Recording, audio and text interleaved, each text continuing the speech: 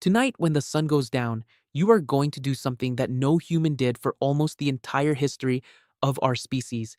You're going to reach out, flick a switch, and erase the dark. And you won't even think about it.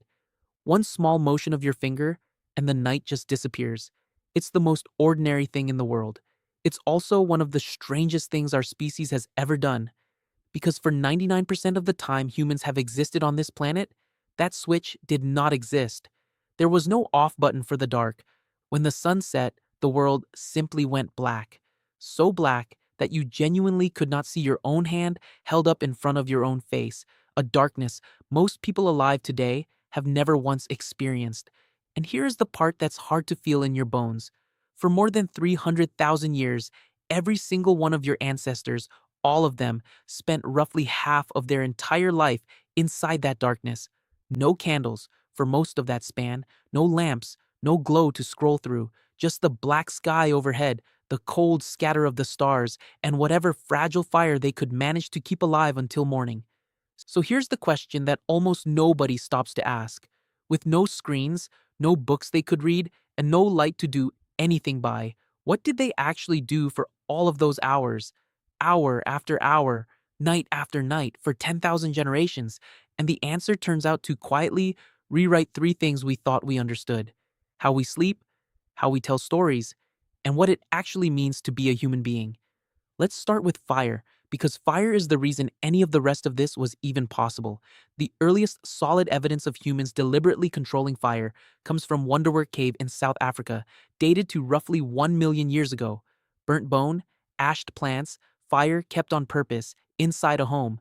But fire didn't just keep our ancestors warm. Fire did something far bigger than that. Fire completely restructured the shape of the human day. Think about what night meant before that. Before fire, our ancestors were like almost every other primate alive. When the sun dropped, you froze, you climbed a tree, or you pressed into a sheltered crack in the rock, and you stayed perfectly, completely still, because moving around at night meant turning yourself into food. Our eyes are close to useless in the dark, but the animals that hunted us, the leopards, the hyenas, the big cats, their eyes worked just fine. Fire changed that entire equation overnight, and I mean that literally.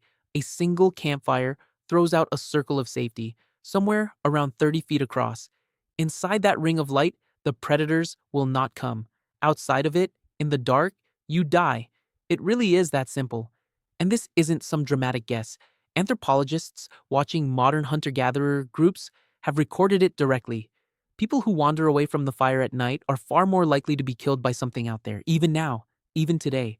But protection was only the first gift, because fire handed our ancestors something they had never, in millions of years, possessed before.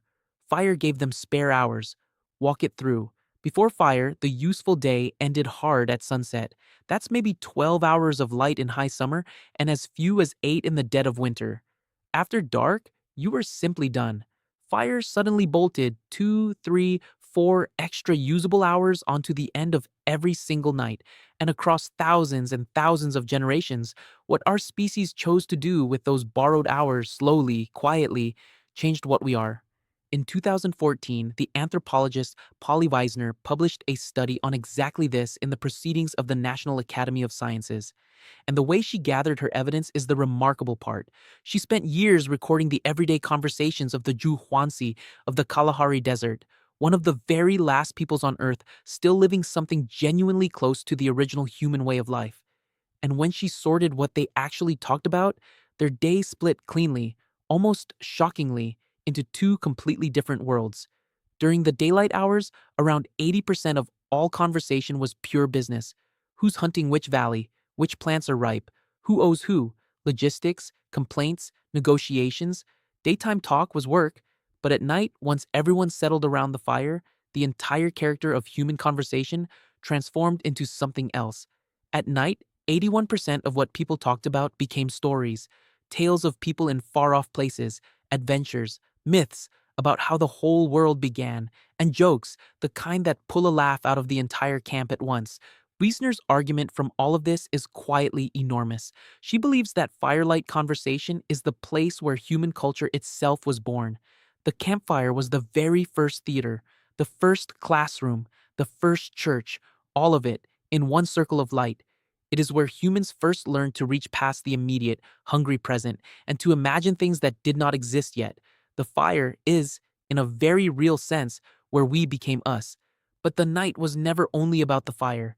Something else was happening in those dark hours, something so completely forgotten that science only stumbled back onto it in the last 30 years. And it's this: you were never actually designed to sleep the way that you sleep right now. In 2001, the historian Roger E. Kirsch published a paper that cracked sleep science wide open, and he didn't do it in a lab. He did it in the archives. He spent 16 years digging through old records, and he kept finding the same strange ghost hiding in all of them. Over 500 separate references spread across centuries, prayer books from the 1400s, court records, private diaries, medical manuals, letters from ordinary people, even a line buried in Homer's Odyssey, and every last one of them casually mentioned the same forgotten thing, as if it were obvious: a first sleep and a second sleep. Before the industrial age, nobody slept in one single unbroken block the way we worship today. People went to bed not long after dark and slept for about 4 hours. Then they woke up, on purpose, and they stayed awake, calm and entirely unbothered, for 1 to 2 full hours, right in the dead middle of the night. And then they lay back down and slept again. Another 4 hours or so, all the way through until the first gray light of dawn. This was not insomnia. Nobody was anxious about it. This was simply how essentially every human being on the planet slept for thousands and thousands of years. So what on earth did people do in that quiet waking window in the middle of the night? And the honest answer is just about everything.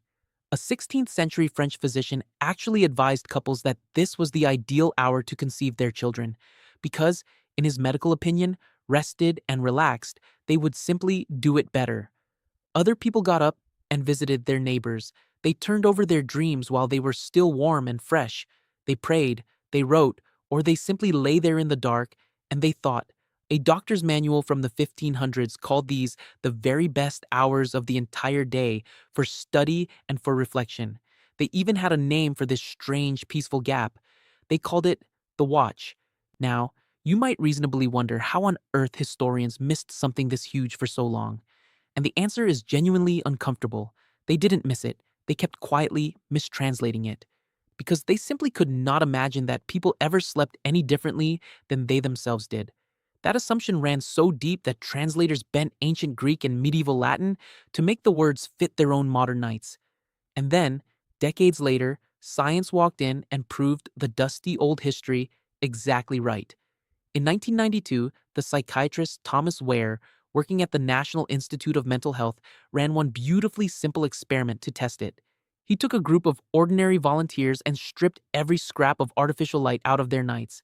For 1 full month, they lived in 14 hours of darkness every single night, exactly like an ancestor would have, before fire ever stretched the evening. And within a few weeks, every single one of them, with no prompting at all, slid into the exact same rhythm. 4 hours of sleep, 1 to 3 hours of calm, quiet wakefulness, and 4 more hours of sleep. Nobody told them to, nobody suggested it, nobody even hinted at it.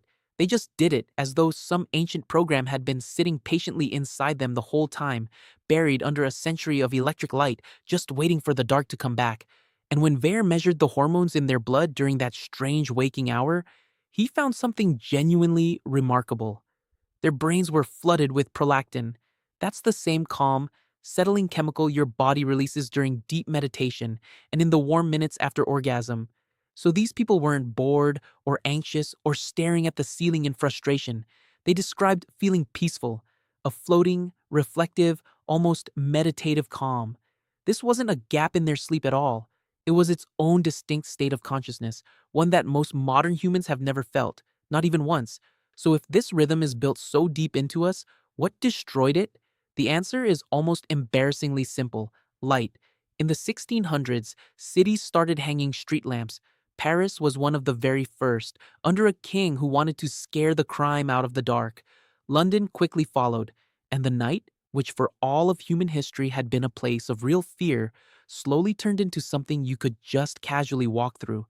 Then came cheaper candles, then gas lamps glowing along the streets, and then, in 1879, Thomas Edison handed the entire world the electric bulb, and within a single human generation, the deep night that our species had lived inside for 300,000 years was simply, permanently gone.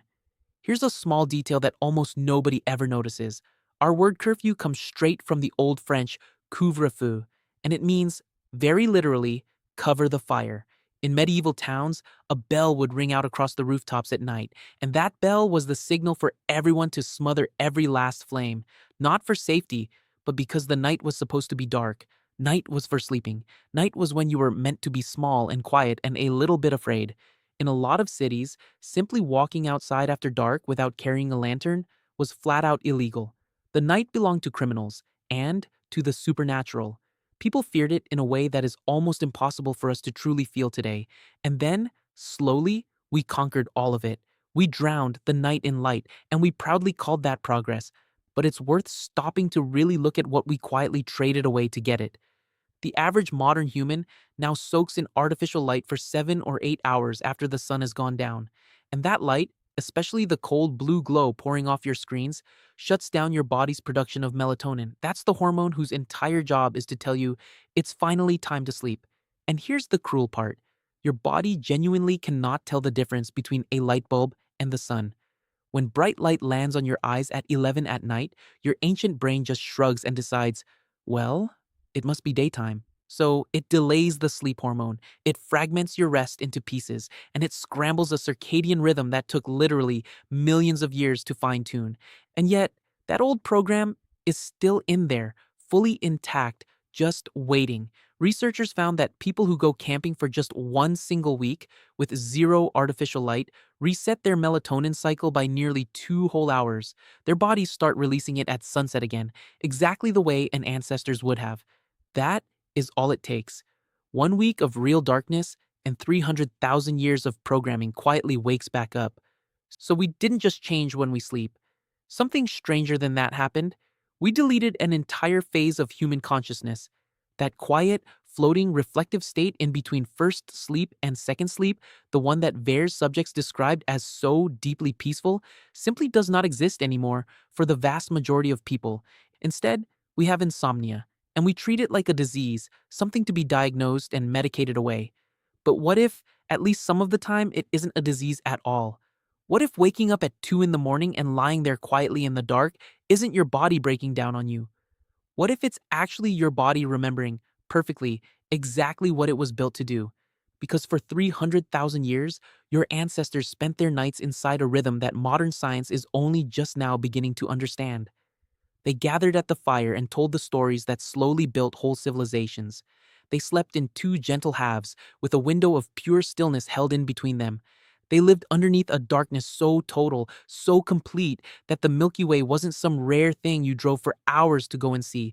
It was just the ordinary sky. It hung over their heads every single night of their lives. And every night, when they woke in that deep black between first sleep and second, they lay there in the silence and they thought about their lives, about their dreams, about the morning that was quietly coming for them. We traded every last bit of that away for a light switch. And maybe the strangest part of all is this: most of us never even noticed it was gone.